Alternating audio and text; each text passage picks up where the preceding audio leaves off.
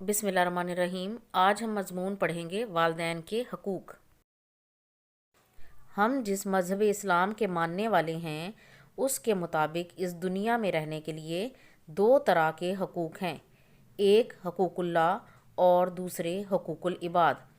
حقوق اللہ سے مراد ہے وہ حقوق جن کا تعلق اللہ سے ہوتا ہے، حقوق العباد وہ ہیں جن کا تعلق بندوں سے ہوتا ہے۔ بندوں میں سب سے برتر حقوق والدین کے ہیں، جو اپنی اولاد کی خوشی کے لیے اپنی زندگی کی بہاریں نچھاور کر دیتے ہیں۔ قرآن کریم جو ہمارے لیے ہدایت کا سرچشمہ ہے، اس میں والدین کی اطاعت پر بہت زور دیا گیا ہے۔ والدین کا رشتہ دنیا کے تمام رشتوں سے مقدس اور افضل ہے۔ ماں اولاد کو جنم دیتی ہے اور طرح طرح کی تکلیفیں برداشت کر کے اسے پالتی ہے۔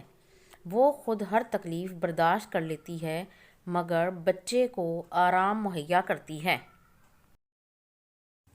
اسی طرح باپ بھی اولاد کی خاطر ہر تکلیف برداشت کرتا ہے، محنت کر کے روزی کماتا ہے تاکہ اولاد کی پرورش کی جا سکے۔ اس لیے والدین کی جتنی بھی خدمت کی جائے کم ہے۔ آپ صلی اللہ علیہ وسلم کا فرمان ہے کہ جنت ماں کے قدموں تلے ہے۔